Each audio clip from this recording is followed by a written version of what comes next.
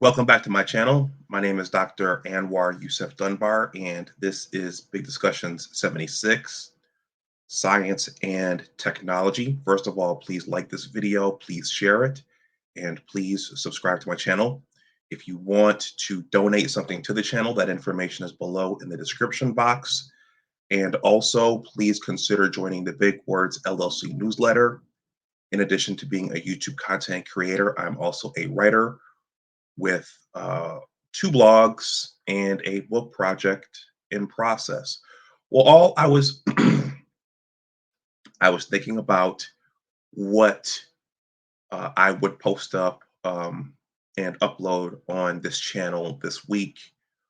I had a fun discussion last week with a guest regarding quantum computing and cybersecurity. That was an open technology stream, but we're going to go back into the biological sciences for this one. There was something I saw on Twitter, and it turned out to be in the Washington Post as well. I get a weekly subscription uh, for the hard copy of the Washington Post. I don't always read it, but when I do, I find some very, very interesting things in there. Some jokingly refer to Jeff Bezos's Washington Post as the Washington Compost, but there are some uh, good and educational stories in there. And I saw something in the business section.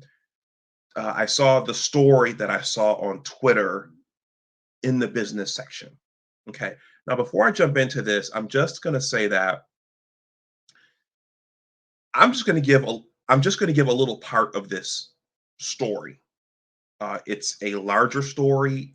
It combines science with culture, with sociology, with ethics and morality.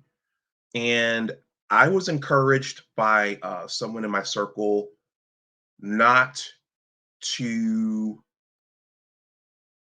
discuss the entirety of this because um,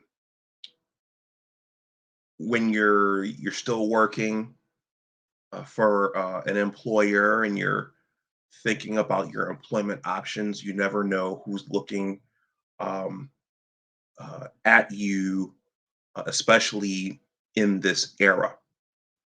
And you don't know what they're thinking when you present certain things. And so, yeah, so for now, I'm not going to address the rest of it on this channel or on my original channel. I'm going to leave links below in the description box in case you want to read some more about the entirety of the story. But there is a science component, and it involves sperm donation. Sperm donation is something I've heard about going back to middle school, in vitro fertilizations. Um, I've heard a lot about those over my lifetime as well. There have been a lot of jokes in pop culture about in vitro fertilization. Also, in recent times, I've heard a lot of discussions about women freezing eggs for later usage. So this little snippet from this article, from this larger story, I'm going to read involves sperm donation and the criteria for sperm donation. So again, the links are below. I don't know if the hard copies of newspapers tend to be longer than the online versions of those same stories. So what I'm about to read might not be in the links below, but I thought this was important scientifically. I thought it would be educational scientifically and just for general knowledge. So I'm going to read this little snippet here. It's not long, and then I'm going to wrap this up because I have a bunch of other things to do. Okay. Only about 1% of applicants make it through a highly selective process for sperm donation, according to Jamie Shamanki, the chief medical officer at California Cryobank, the country's largest sperm bank. It doesn't say sperm bank, but I'm filling in the blank there. While the selection criteria are not specifically targeted at any ethnic group, they contribute to a shortage of Black sperm donors, said Cindy Duke, a Las Vegas reproductive endocrinologist and virologist. The process requires a detailed physical and psychological exam, a three-generation family medical history, criminal background checks, genetic screening, and semen analysis. Men need to be between the ages of 18 and 39 to donate, and many cryobanks require them to be at least 5'7". Donors donors with higher education are favored. Roach Carter, now 26, said he had initially inquired about being a sperm donor in 2018, but was advised to return after he completed his bachelor's and master's degrees.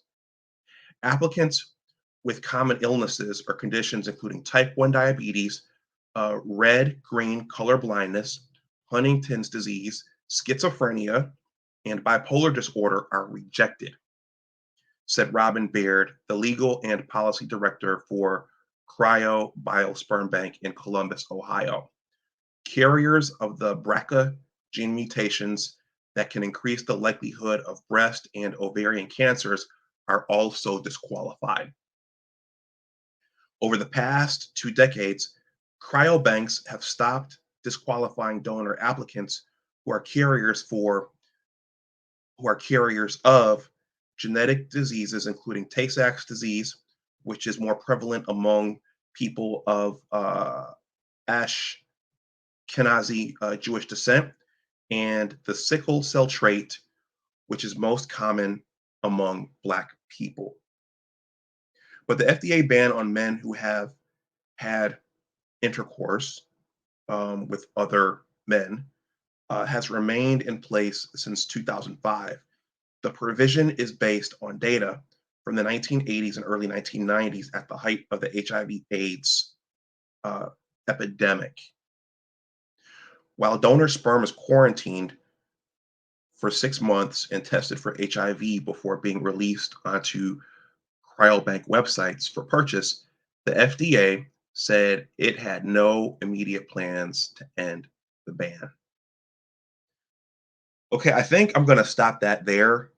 Again, this is a part of a larger story. I'm going to leave 2 links below in the description box in case you want to go and read for yourself the entire context for this passage that I just read. But I thought it's a science, there's a science component in this, and it was in the business section of the Washington Post, which, well, I'm just thinking right now, that means that this sperm donation and in vitro fertilization, this is big business. This is, yeah, if you read up on this, large dollar amounts are involved, and with very, very huge stakes. So I'm going to stop that. I'm going to stop this here. And this is all I'm going to say about this for now. For now. Again, in today's world, you never know who's watching. You never know what they're thinking when they're watching you, and you never know who's going to be offended by what's said, even if it's just something reported in the Washington Post. Anyhow, let me know what you think in the comments section below. Let me know if you have any questions about what I read. Please like, share, and subscribe if you want to donate something to the channel. That information is below in the description box. And also, please consider joining the Big Words LLC newsletter. In addition to being a YouTube content creator, I'm also a writer and an aspiring author. So with that, everyone, stay safe out there. And as always, remember that your attitude determines your altitude. Take care, and I'll talk to you the next time.